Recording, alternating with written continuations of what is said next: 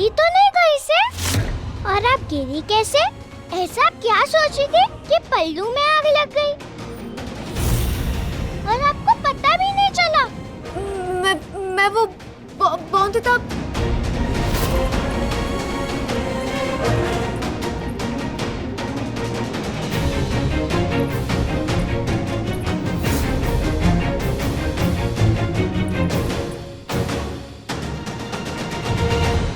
जरूर कुछ जरूरी बात ही सोच रही होंगी। आप चिंता मत करो, ये पंचामृत है। लो, आप इसे पी लो। जो आप चाहती है वैसा ही होगा। ठीक कहा ना भगवान जी?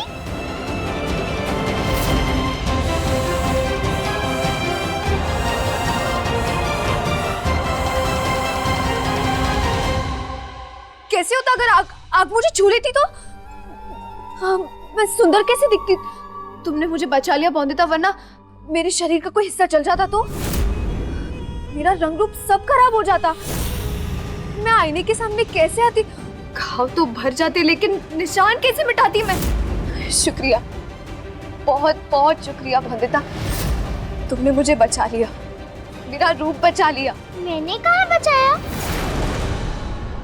मेरी माँ कहती है आप अच्छा करो तो भगवान जी आपके साथ भी अच्छा करते हैं, और अगर आप बुरा करो तो ही आपके साथ बुरा होता है।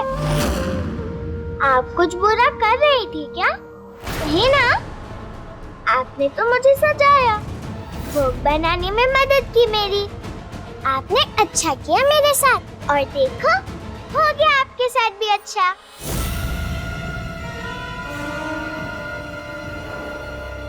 उन दोनों के बीच कोई रिश्ता नहीं है, और अगर होगा तो उससे भी ऐसे ही दूर कर दूंगी जैसे इस दिए को किया।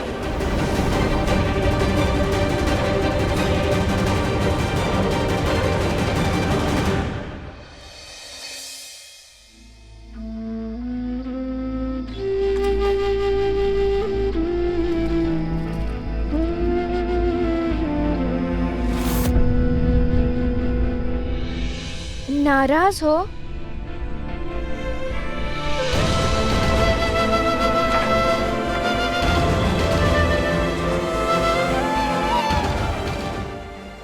सुनो,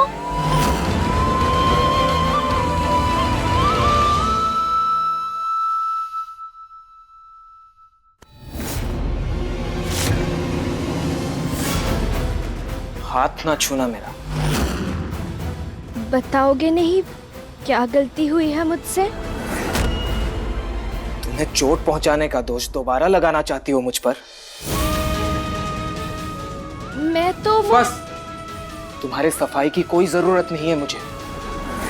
तुम्हारा हाथ पकड़कर मुझे दोबारा बेइज्जती नहीं सहनी है।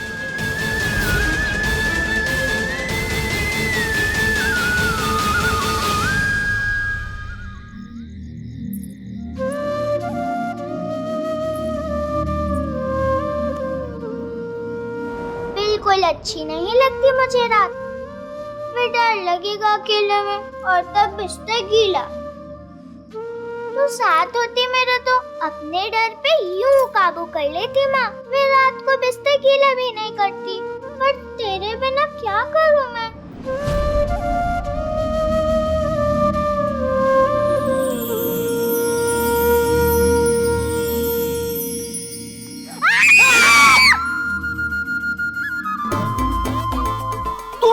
तुम यहाँ पे क्या कर रही हो?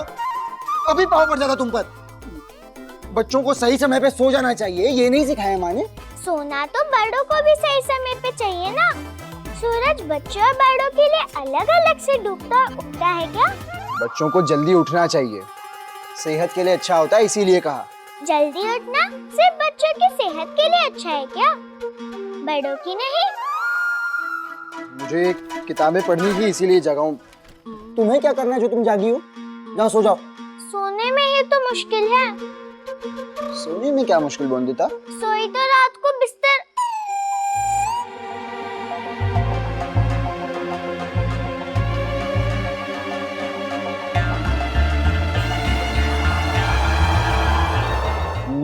कैसे आएगी ये सोच रही हो क्या? चिंता मत करो। ये किताब लो, मैंने बटुक के लिए निकाली थी। इसमें लिखा है कि किन आदतों से बच्चे स्वच्छ और स्वस्थ रह सकते हैं। पढ़ो और अपनाओ इन आदतों को, ठीक है?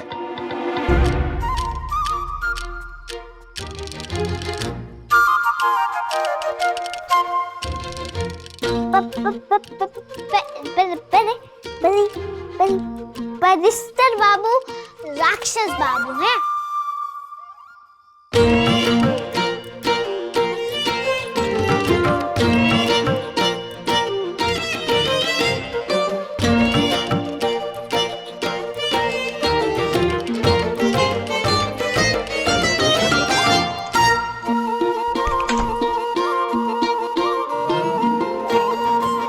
रसगुल्ले तो दिए नहीं हांडी भर के, उल्टा किताब दे दी राक्षस बाबू ने। अब क्या करूं मैं इसका? तकिया बनाकर रख लूं सर के नीचे? अब पढ़ना तो आता नहीं मुझे। तितंग तितंग तितंग तितंग तितंग तितंग।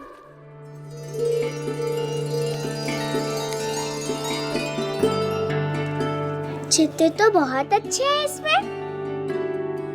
दांत साफ करना, रगड़ के नहाना, ये तो माँ भी कहती है।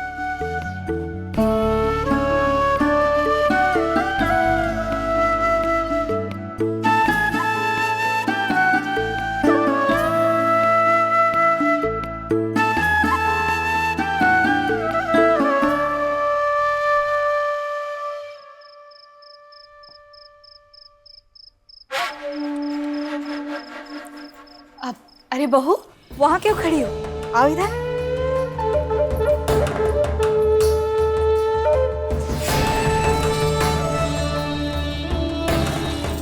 लाइए माँ, मैं परोस देती हूँ। नहीं नहीं, तुम्हारे पैर की उंगली पर चोट लगी है ना, मैं कर लूंगी। वैसे भी मेरे भाग्य में आराम लिखा है क्या? नहीं माँ, दे दीजिए। पर तुम तो मानोगी नहीं। आराम से, हाँ?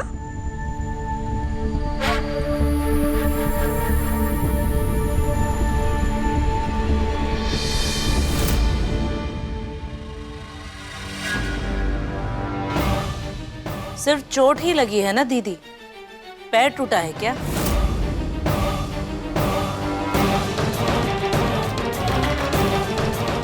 और खाना ही तो परोसना था, कौन सा आग पर चलना है? क्यों बहू? अरे हटो, उठ यहाँ से। मैं कर लूंगी, चलो।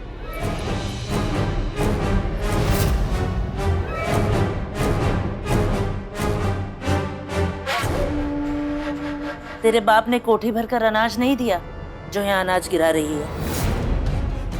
पूरे 5 आने के चावल है, मालूम भी है। तो बस एक काम कर, बैठकर खा। इतना उपकार तो करेगी ना हम पर।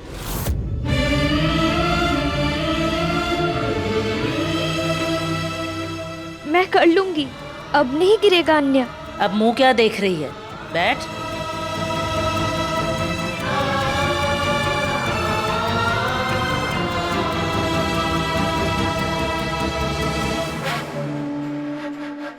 अरे विराज, ये मिठाई आई है बहू के मायके से। खुशबू तो बहुत अच्छी आ रही है, चखोगी नहीं?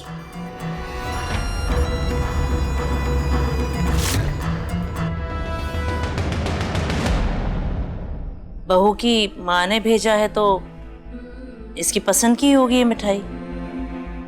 एक काम कर, ये तू ही खा।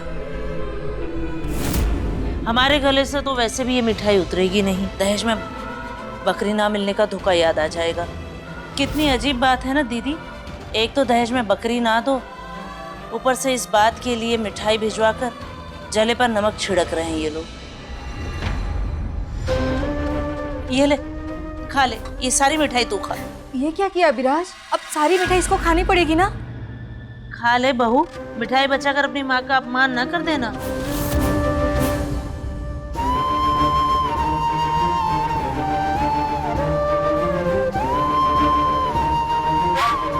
देखो ना, बेचारी बहू से खाया नहीं जा रहा है। मायके में माँ अपने हाथ से जो खिलाती होगी, हाँ ना बहू? माँ हाथ से खिलाती थी ना? हाँ?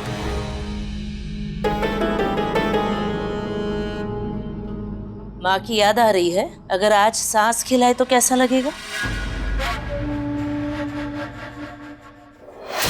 खा, ये ले, खा ना, ले ये भी खा।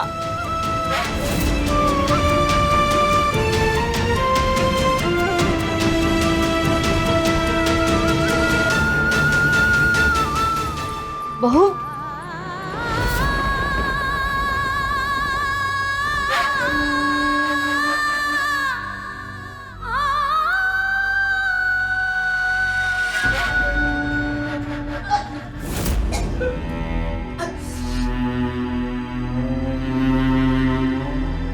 अब विराज, बहू की रस्सी अच्छे से मरोड़ना। हाँ, क्या है ना, जब रस्सी टूटेगी तभी तो दहेज की बकरियां घर के खूंटे से बंधी हुई दिखेंगी। जाओ।